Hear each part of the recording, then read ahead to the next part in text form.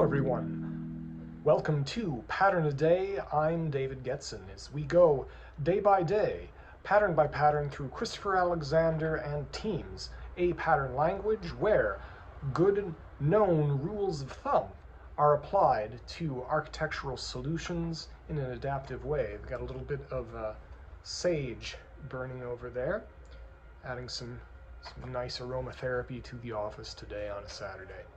So, health center.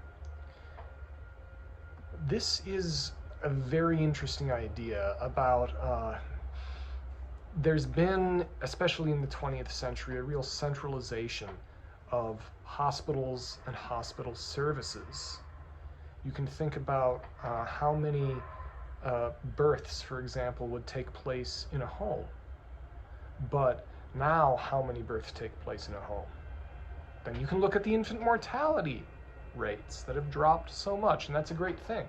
However, just like 3D printing, perhaps our healthcare technology, as 3D printing has taken this kind of standard top-down industrial, everything's the same kind of output that centralizes, can we now have a decentralizing effect due to advances in our medical technology? I think that's very possible.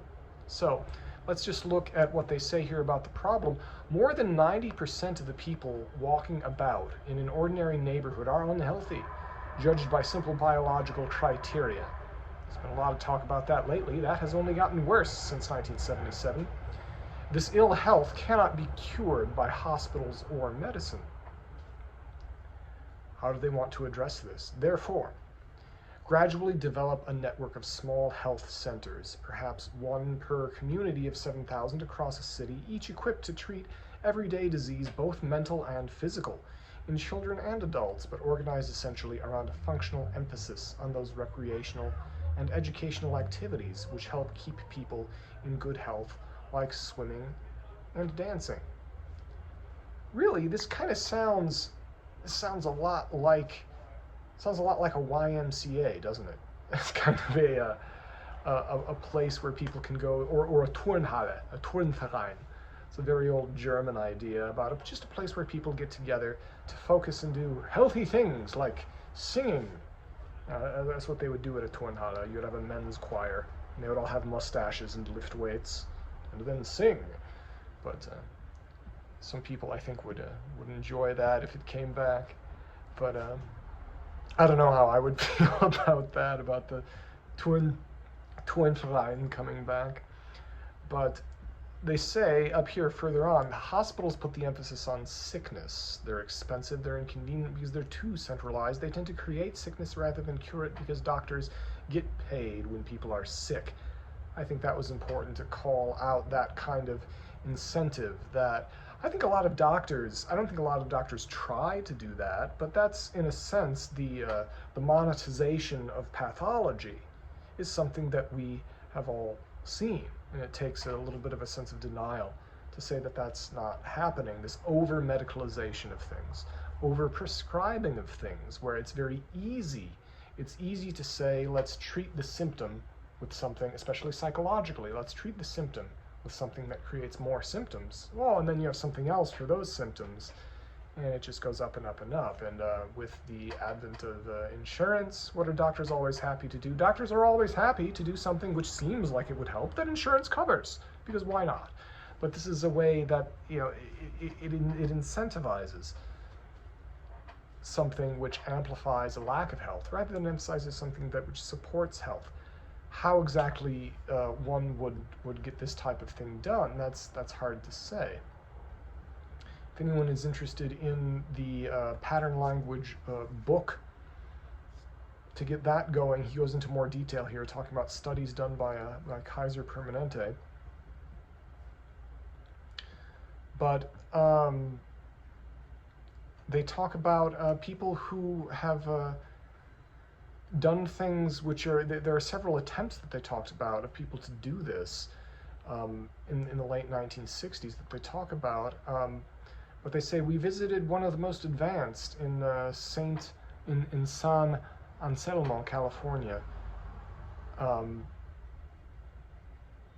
where they were trying to redo mental therapy, but there was a lot of work going on with this, the Kaiser Permanente group, where they were trying to give every member a complete picture of the state of health. But the conception of health which is created by their program is still freedom from sickness. It is negative. There's no effort made towards the positive creation and maintenance of actual blooming health. This would be probably one way to try to incentivize this would be something like combining a gym and a health food center, or a gym and a farmer's market and a performance space, or an athletic competition. Gyms, farmers markets, and athletic competition spaces. I think if you do that, if you go to a place where people work out, watch other people do fun sports things, individual or team sports, and they see, wow, it's fun here, and to observe people who are healthy doing stuff that you can only do if you're in kind of better shape, and then, well, if I go there, then maybe I can compete in a fun thing like that too. And once again, I mean, this is awfully sounds a lot like a YMCA with their basketball programs and everything, but surprised that wasn't mentioned in this pattern. Still, anyways, what do you think? I've rambled a little bit in this one, but what do you folks out there in YouTube land think would be a good solution? How do we incentivize positive health instead of trying to focus on, like they said, freedom from sickness? So, like, share, and subscribe. Post below. Complain. Do whatever you want. So, the next pattern tomorrow, housing in between. It's the missing middle. Next time on Living Process. Thank you for listening.